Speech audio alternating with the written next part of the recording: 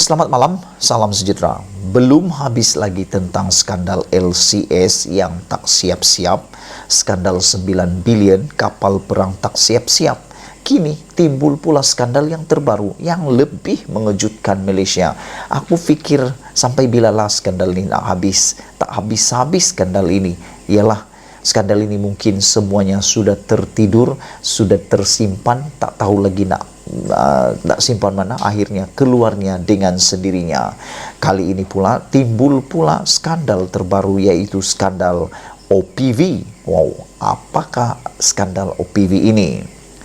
Belum pun reda dengan kontroversi skandal kapal tempur pesisir LCS Tentera Laut Diraja Malaysia TLDM, kini negara digegarkan pula dengan persoalan mengenai status 3 buah kapal perunda pesisir pantai OPV bagi kegunaan Agensi Penguatkuasaan Maritim Malaysia Maritim Malaysia. Difahamkan Maritim Malaysia sepatutnya menerima sebuah kapal OPV bulan ini setelah kerajaan memberi lanjutan sehingga 18 bulan kepada syarikat TH Heavy Engineering TH Heavy untuk menyiapkan 3 kapal OPV berkenaan. Berdasarkan laporan media pada Jun lalu, Maritim Malaysia memaklumkan agensi itu tidak menerima kapal OPV ekoran beberapa masalah tertentu.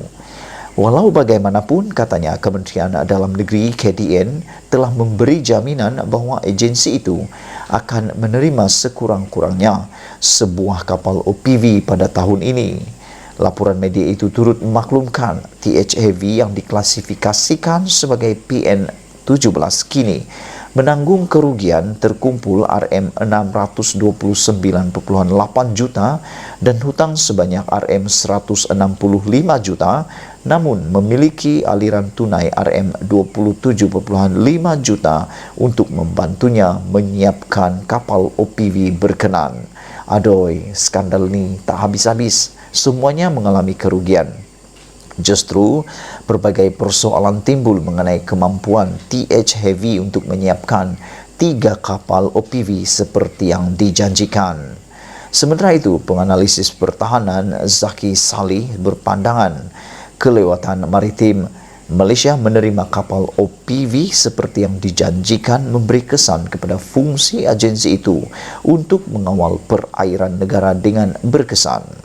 Beliau berkata, aset sedia ada yang sebahagian besarnya sudah usang dan tidak lagi berfungsi dengan baik, sedikit sebanyak mengganggu peranan agensi tersebut dalam meningkatkan pemantauan serta pengawalan perairan, terutamanya daripada pencerobohan nelayan asing.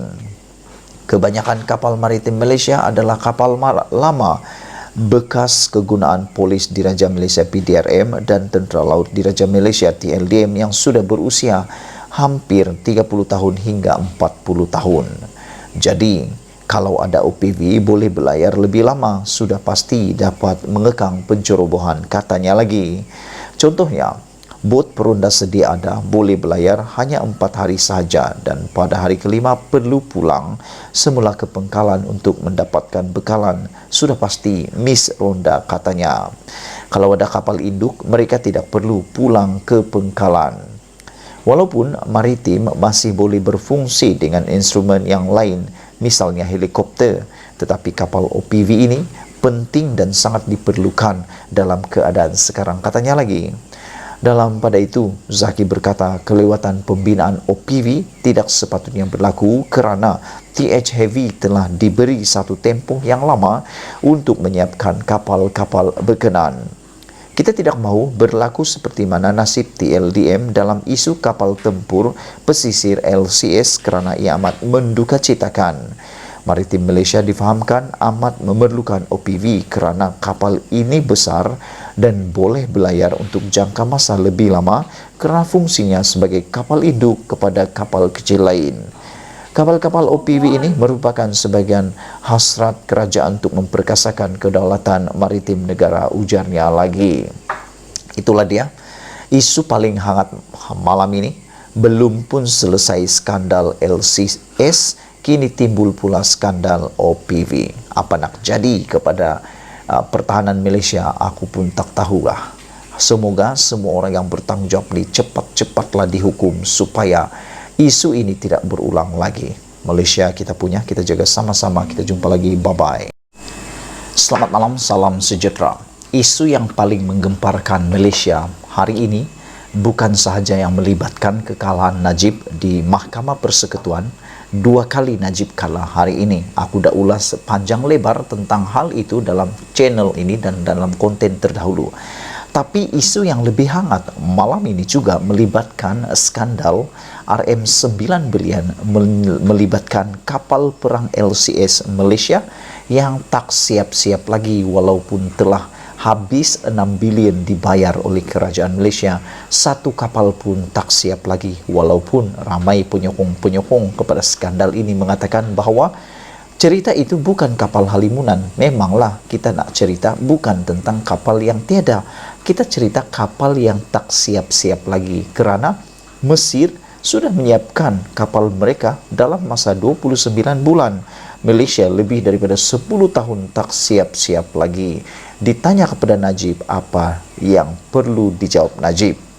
Hari ini kita digemparkan apabila Mahkamah Tinggi akhirnya mendakwa orang pertama yang didakwa dalam isu skandal 9 bilion kapal LCS yang tak siap-siap lagi ini adalah melibatkan bekas Panglima TLDM.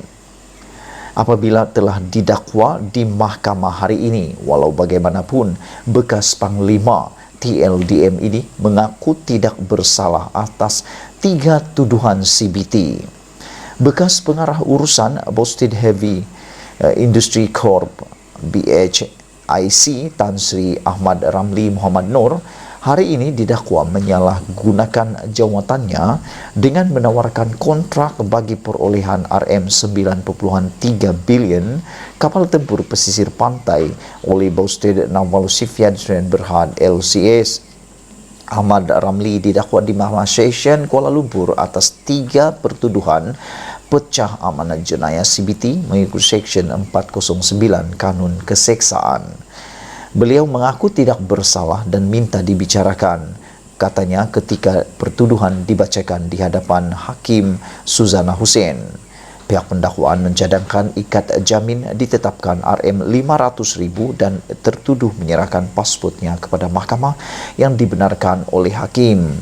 Memetik mele-mel, Timbalan Pendakwa Raya Datuk Wan Saharudin Wan Aladin mencadangkan perbicaraan bermula pada 24 November yang turut dipersetujui oleh semua pihak.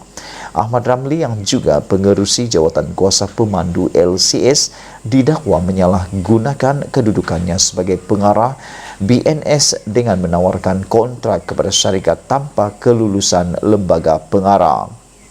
Dalam pertuduhan pertama, dia didakwa meluluskan pembayaran sebanyak RM13 juta kepada Setaria Holding Limited di Bank Standard Chartered 6 Betiri di Singapura tanpa kelulusan lembaga BNS. Kesalahan itu didakwa dilakukan antara 26 Julai dan 25 Mac. Bagi pertuduhan kedua pula, dia dituduh meluluskan pembayaran RM1 juta lebih kepada JSD Corporation di Overseas Chinese Banking Corporation Limited di Singapura juga tanpa kelulusan lembaga BNS. Pertuduhan terakhir adalah meluluskan pembayaran lebih kepada RM6 juta lebih kepada South Marine Armada Ltd di Standard Chartered Bank juga di Singapura yang didakwa dilakukan antara 28 Oktober dan 22 November 2010. Ketiga kesalahan ini didakwa dilakukan di Boston Naval Shipyard Sdn Bhd Menara Boston. Jika sabit kesalahan, Ahmad Ramli yang juga bekas Panglima Tentera Diraja Malaysia TLDM boleh dihukum penjara minimum 2 tahun dan maksimum 20 tahun denda dan sebat. Itulah dia rekan-rekan sekalian, menurut PAC, proyek itu telah mengalami lebihan kos sebanyak Rm1,4 bilion kerana bayaran kerajaan kepada limbungan Tentera Laut Bostid tidak digunakan sepenuhnya untuk projek LCS, dengan menyatakan bahawa lebihan Rm1,4 bilion termasuk 400 juta ringgit yang dibelanjakan untuk membayar hutang lama bagi projek kenderaan peronda generasi baharu. Laporan PAC berkata peralatan yang disimpan dalam gudang simpanan untuk projek LCS dianggarkan bernilai Rm1,7 bilion dengan anggaran 15% daripadanya sudah usang. Itu dulu untuk kali ini. Ikuti terus pendedahan sambungan ini. Kita jumpa lagi. Bye-bye.